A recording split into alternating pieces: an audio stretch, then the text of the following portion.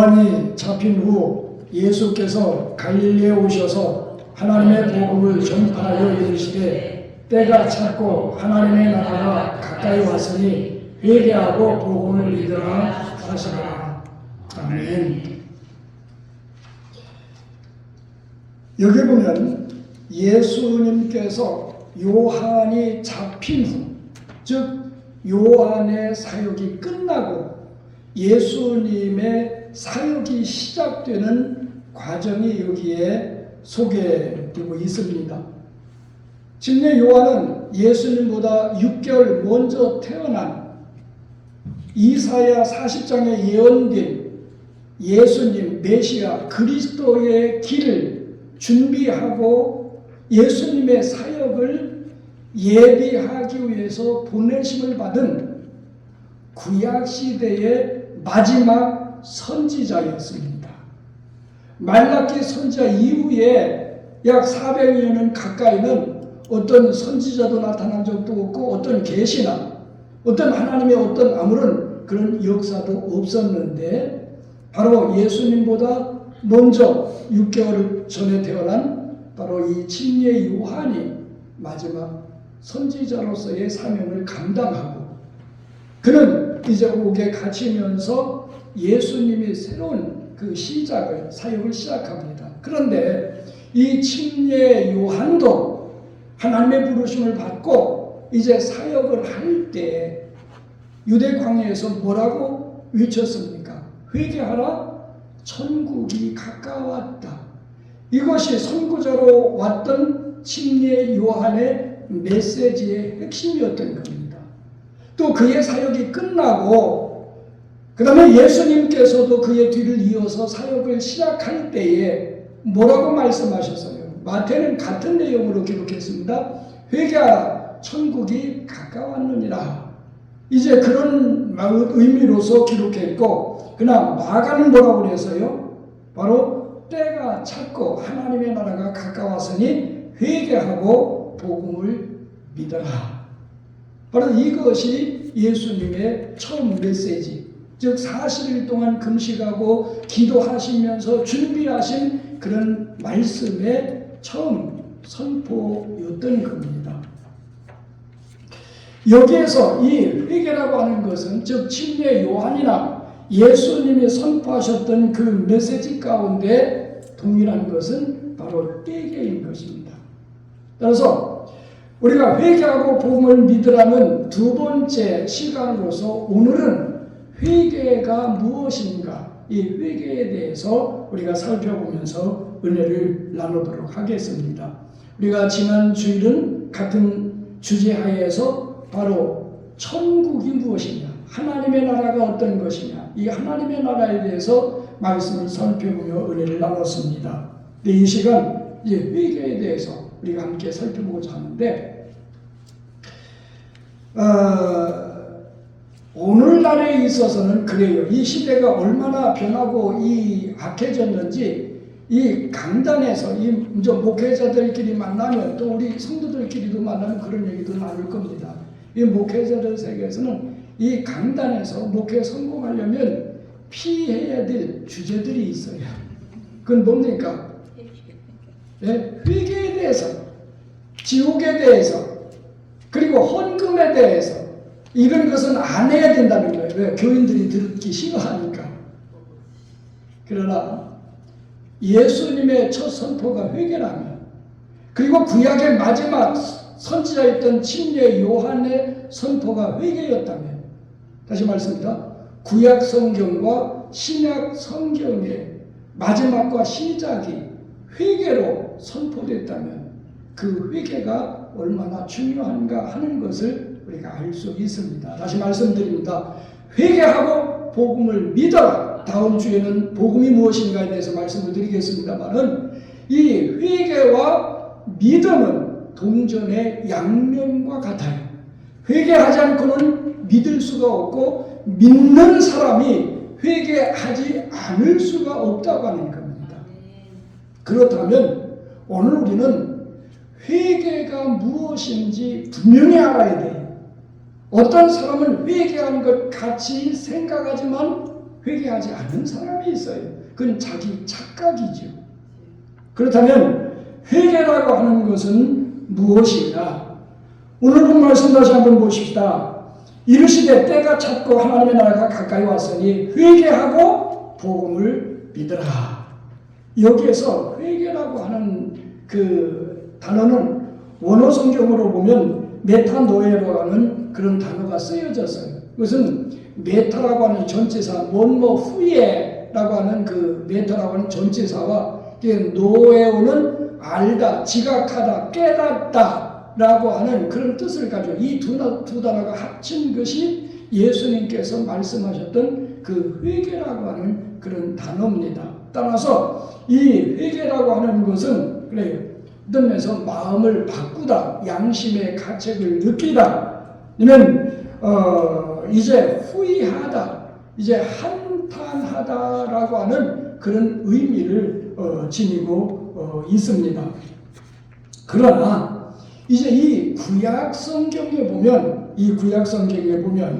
이제 물론 그 회개를 의미하는 여러 단어들이 있어요.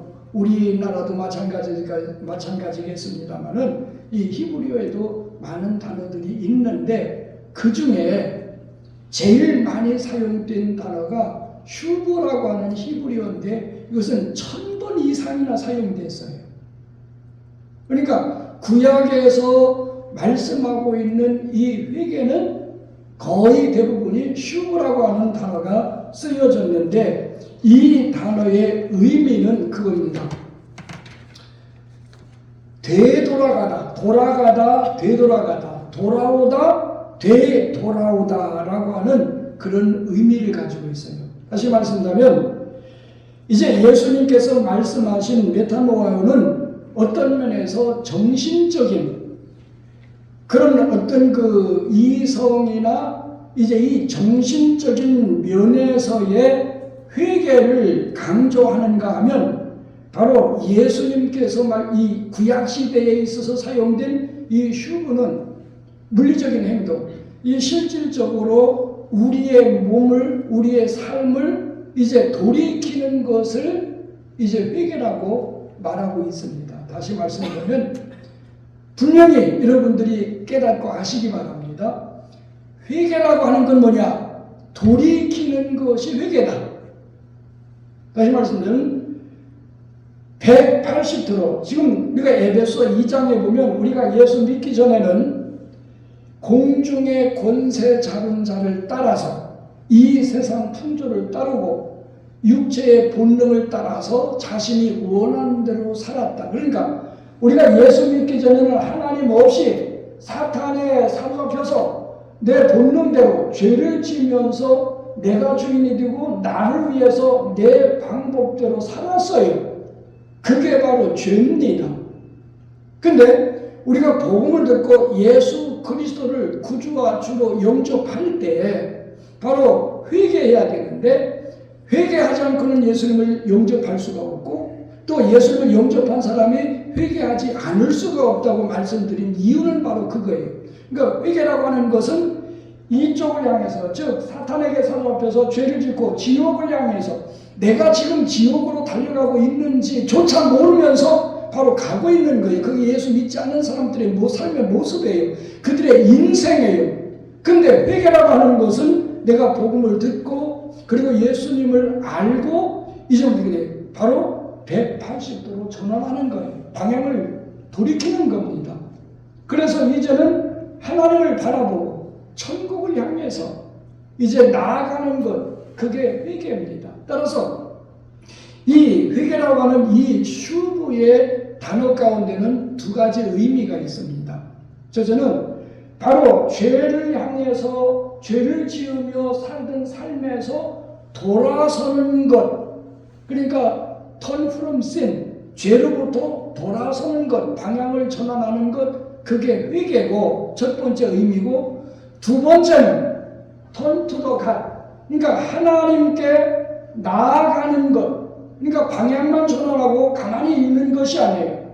그러니까 회개의 적극적인 면은 바로 앞으로 나아가는 것, 하나님께 다가가는 것, 그게 바로 회개라고 하는 것입니다.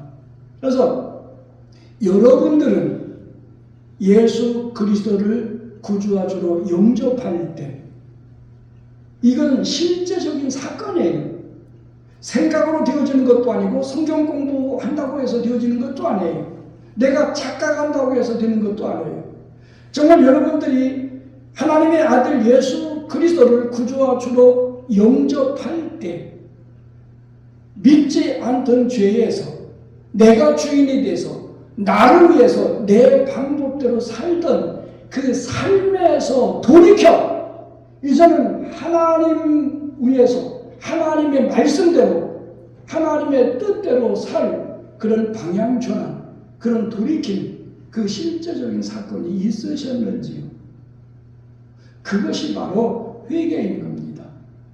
여러분 이 신약성경에서 이 회개의 의미를 가장 잘 나타내주고 있는 것이 누가복음 15장에 예수님께서 말씀하신 탕자의 비유입니다. 거기는 둘째 아들이 아버지한테 유산을 달라고 해서 그것을 가지고 먼 나라에 갔습니다. 가서 덕에서요 허랑방탕하고 제사를 허비했어요. 그게 바로 죄입니다. 죄는 하나님으로부터 멀리 떨어져 나온 것. 아버지 집을 떠난 것이 죄고, 그러니까 이 죄라고 하는 것은 뭡니까? 하나님을 믿지 않는 것이 죄예요. 왜 사람들이 지옥 가느냐? 이 죄 때문입니다. 하나님을 믿지 않는 불신의 죄 때문에 지옥 가는 거예요. 지옥 가는 이유는 바로 다른 게 있는 게 아닙니다. 그 다음에 하나님을 믿지 않으면서 행동으로 짓는 죄가 있어요. 그 죄 때문에 지옥의 형벌을 받는 겁니다. 자, 이 둘째 아들이 아버지의 집을 떠난 결과, 그리고 먼 나라에 가서 허랑방탕한 결과는 뭡니까?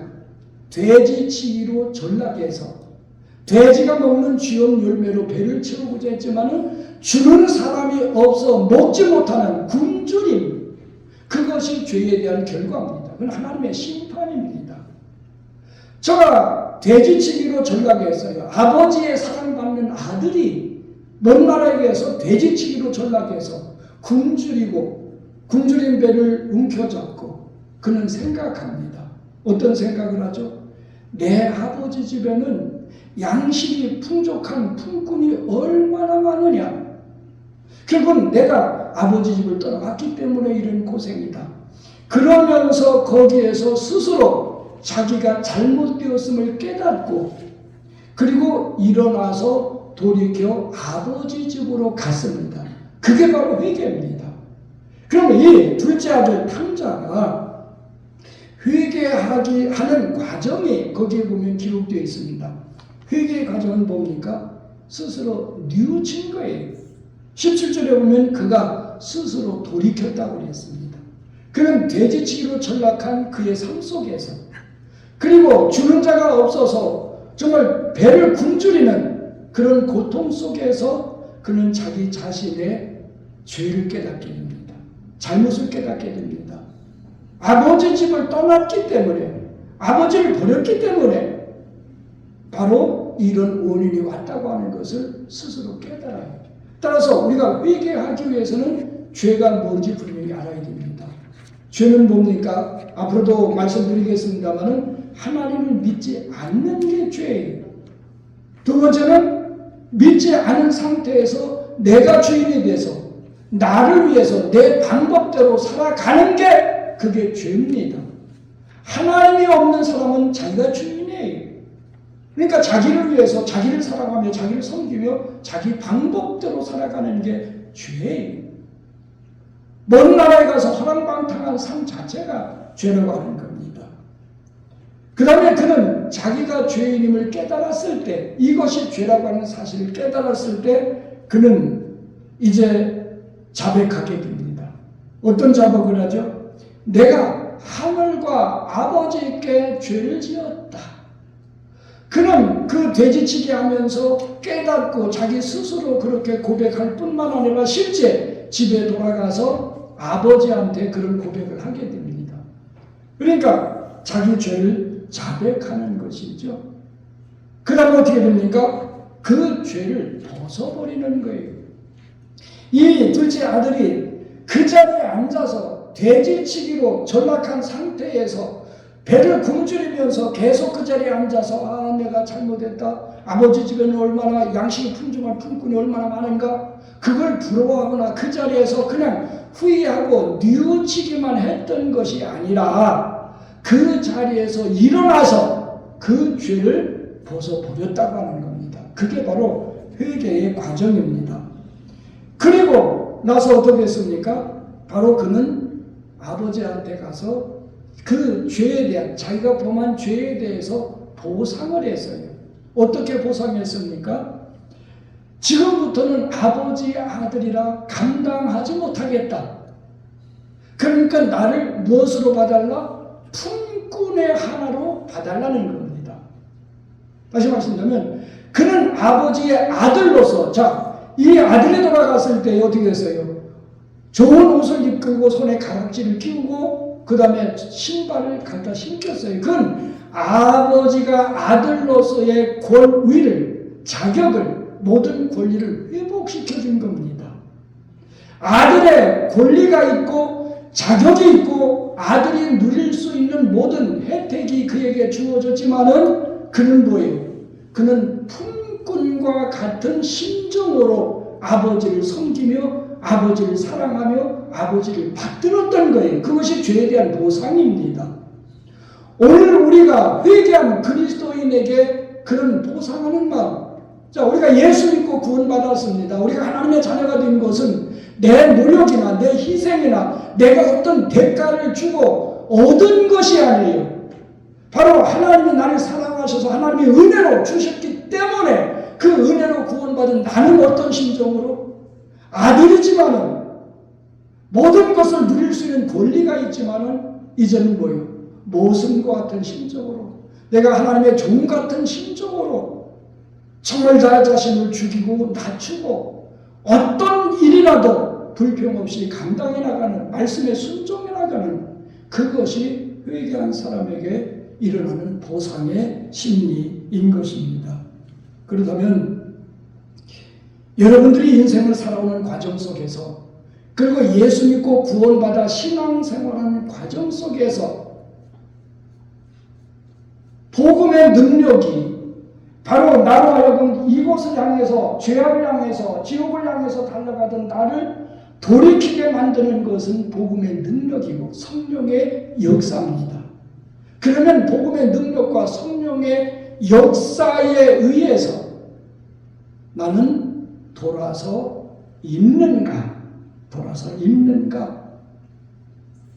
지금 내 앞에는 하나님의 보좌가 보이고 하나님의 모습이 보여지고 천국이 보여지고 정말 주님이 나의 주인이 되어지고, 그래서 내가 그것을 향해서 말씀에 순종하며 그분을 사랑하고 그분을 섬기는 믿음으로서 신앙생활하며 살아가고 있는지, 오늘 이 말씀을 통해서 회개의 의미가 분명히 돌이키는 거라면 내 생애 가운데 그렇게 돌이킨 적이 있는가 한번 점검해 봐야 될 필요성이 있습니다. 그 다음에 두 번째는 회개와 자백의 차이입니다. 요한복음 13장에 보면 예수님께서 유월절 만찬을 나누시다가 갑자기 일어나셔서 허리에 수건을 돌리시고 대야 물을 떠다가 제자들의 발을 씻기기 시작하셨어요.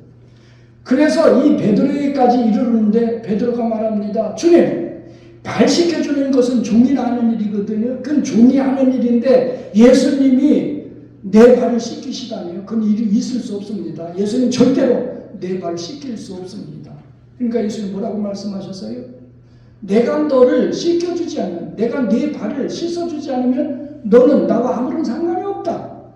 그러니까 베드로가, 욕심만 베드로가, 주님 그렇다면 내 발뿐만 아니라 머리도, 온 몸도 씻겨주세요. 그때 예수님께서 말씀하십니다. 이미 목욕한 자는 발밖에 씻을 필요가 없다. 온 몸이 깨끗하니라 예수님께서 말씀하셨어요. 여기에서 온 몸이 깨끗하다, 즉 목욕했다 하는 건 뭡니까? 우리가 예수를 믿는다고 하는 건 그렇습니다. 늘 말씀드립니다. 우리가 예수를 믿는다, 회개한다, 성령을 받는다, 구원을 받는다, 그리고 거듭난다, 이것이 표현은 다 다르지만은 성령의 역사로 한순간에 이루어지는 사건들이에요. 그렇다면 우리가 예수를 믿을 때 바로 이제 내 중심으로 나를 위해서 사탄의 노예가 돼서 죄를 지으면서 살아가던 삶에서 어때요? 이렇게 돌이키는 건 이제 목욕한 것과 같다. 즉 우리가 예수 믿고 구원받은 그 표시로서 우리는 뭘 받습니까? 침례를 받습니다. 그 침례는 뭐요? 예수님의 침례 요한에게 요단강에서 침례를 받으신 것, 물속에 들어갔다 나오는 것, 그게 성경에서 말씀하고 있는 침례입니다. 그러니까 세례라고 하는 건 성경에 없어요. 그건 캐톨릭의 역사적인 변천 속에서 생겨난 임시 방편뿐입니다. 그러나 성경에서 말하고 있는 침례는 물속에 들어갔다 나오는 거예요. 왜 그렇습니까? 물속에 들어가는 것은 예수님이 무덤에 장사 지낸 바 됐던 것처럼 나도 죄에 대해서 내 옛사람은 예수님과 함께 죽는다. 사도 바울은 예수님과 함께 십자가에 못 박혔다고 표현했습니다마는 바로 물속에 들어가는 것은 내 옛사람 내 마음대로 살아왔던 모든 그 습관과 삶, 이것을 주님과 함께 죽는 거예요. 장사 지내는 거예요. 그리고 물에서 올라오는 것은 새 생명으로 그리스도인으로 다시 거듭나서 태어나는 것을 상징하고 있어요. 그게 바로 침례입니다. 따라서 여기에서 목욕이라고 하는 것은 그 침례를 가리킨다고 볼 수 있어요. 뿐만 아니라 바로 예수 믿을 때 방향을 돌이키는 그 회개를 가리키고 있습니다. 그렇기 때문에 이 회개라고 하는 것은 방향 전환을 하는 것은 돌이키는 것은 예수 믿을 때 한 번 이루어지는 거예요. 일생일대에 한 번 이루어지는 것. 그러니까 우리가 죄를 졌다고 해서 물속에 들어갔다 나올 필요가 없다고 말이에요. 죄를 질 때마다 침례를 받을 필요가 없다고 말이에요. 침례는 일생에 한 번으로 족합니다. 그렇죠?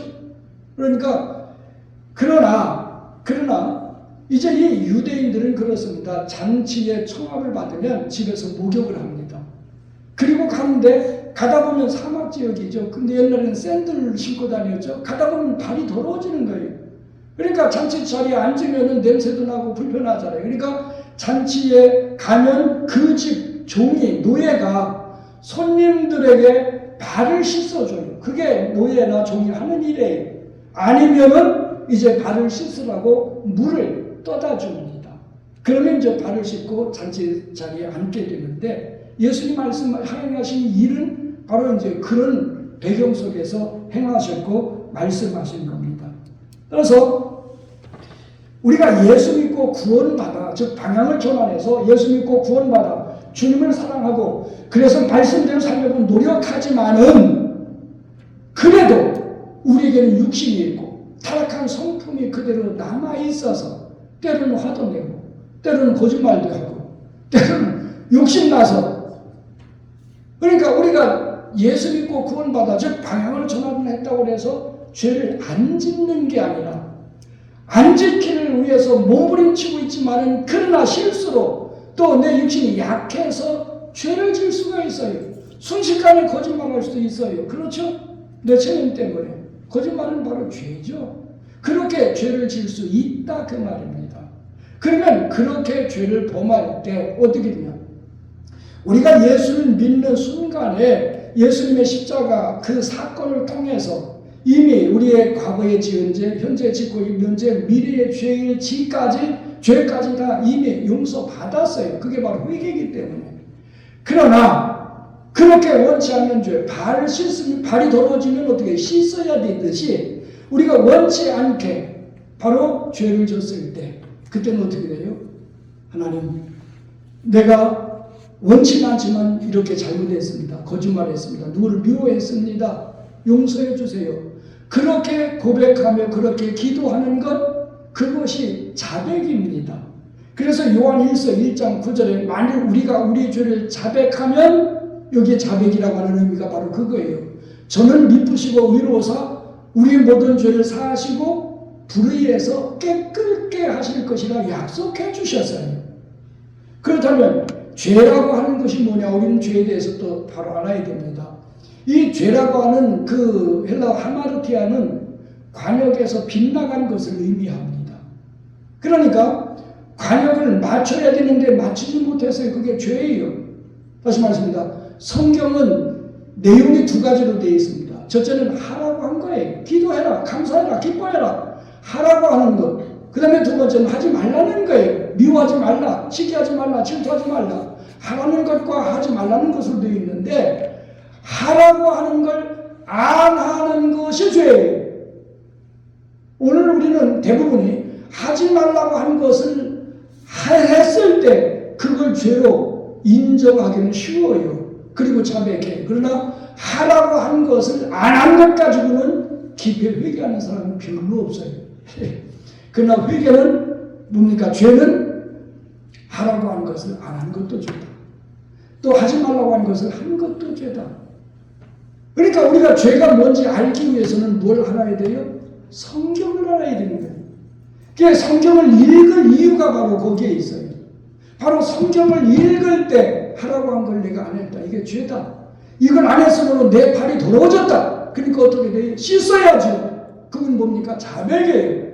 성경을 읽다 보니까 하라고 한 걸 안 했어요. 하지 말라고 한 걸 했어요. 그건 죄죠. 그건 어떻게 돼? 씻어버려야죠. 떨쳐내버려야 되죠.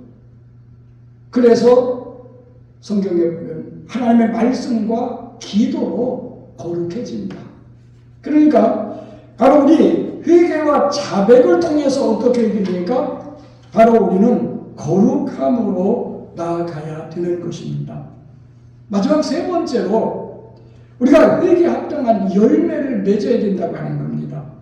누가복음 3장 8절에서 9절에 보면 이제 침례 요한이 요단강에서 회개의 침례를 베풀면서 말한 내용이 있습니다. 그러므로 회개에 합당한 열매를 맺고 속으로 아브라함이 우리 조상으로 말하지 말라.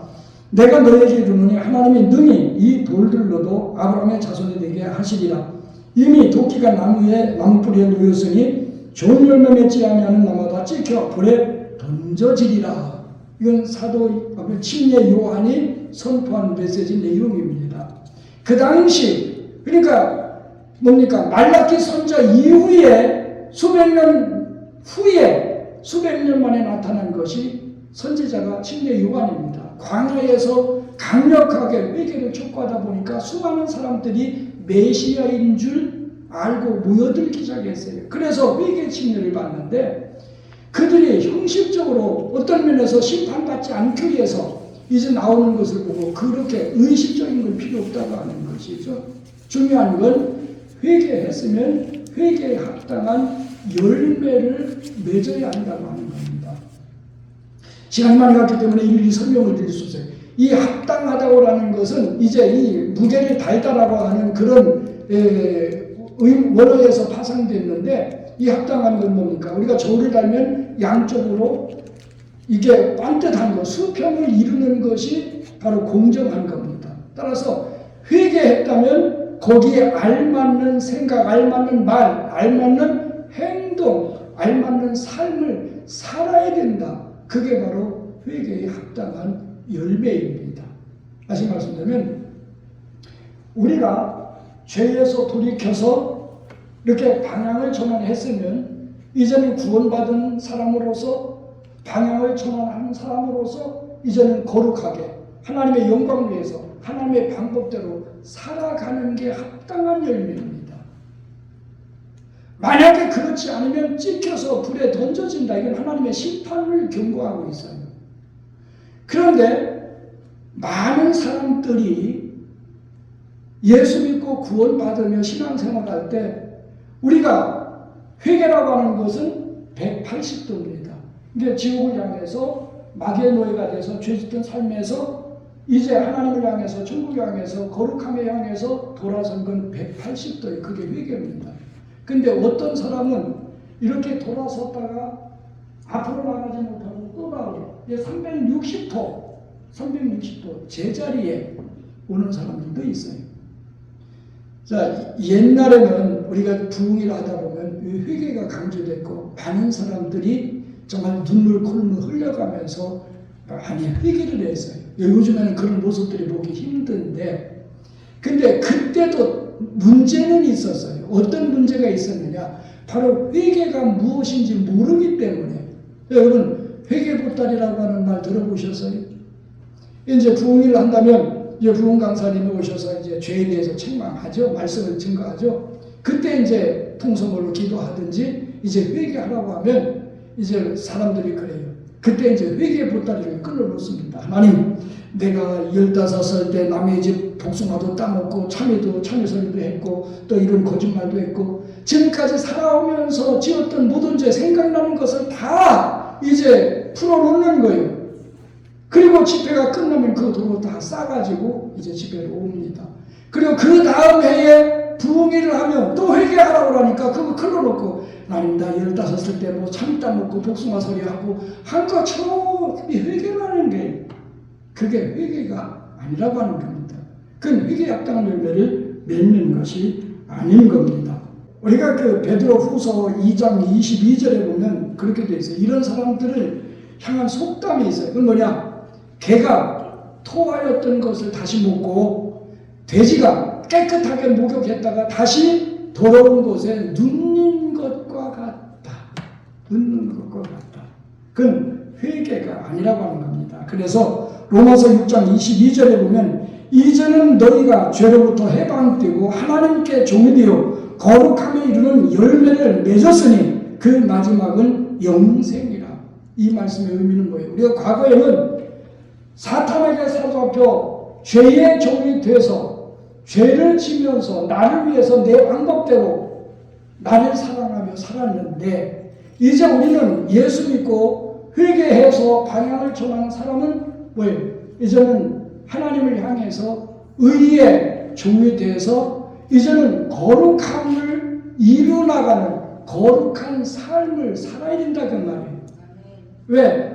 회개라고 하는 것은 죄에서 돌이키는 것이기 때문에 습관적인 죄, 끊어버리지 못한 죄, 그걸 다 끊어버리고 이제는 죄로부터 멀어지고 죄와 상관없는 죄의 반대는 뭡니까? 거룩이잖아요.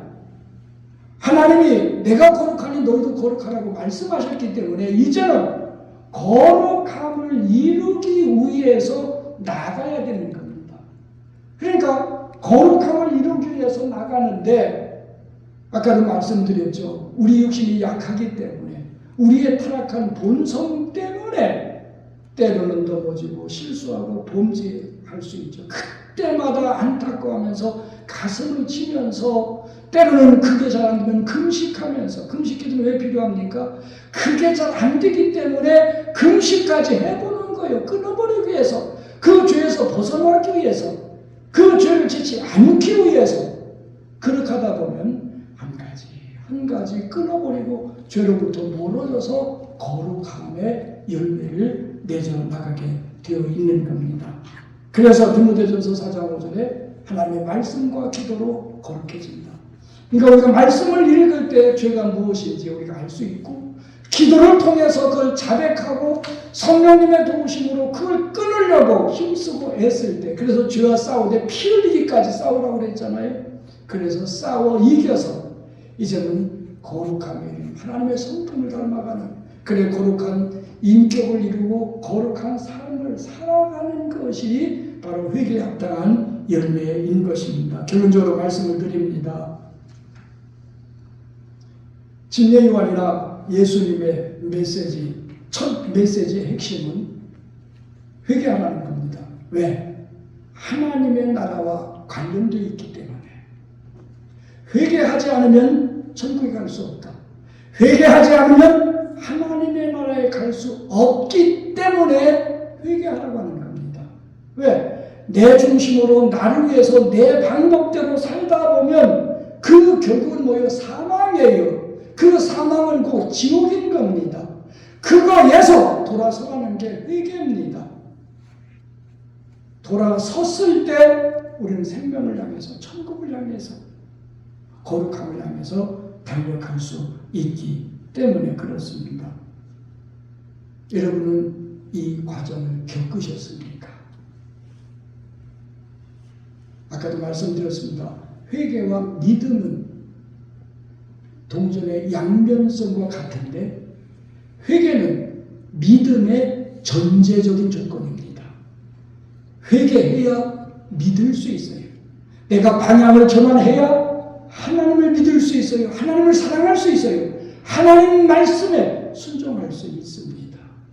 아직까지 그런 경험이 없으신 분들, 이 말씀을 통해서 성령님의 도우심으로 여러분들의 믿음의 방향, 삶의 방향, 생각의 초점이 바꾸어지는 역사가 일어나기를 주님의 이름으로 축원드립니다. 한 이 시간 1, 2분 동안 통성으로 기도하는 시간을 갖도록 하겠습니다.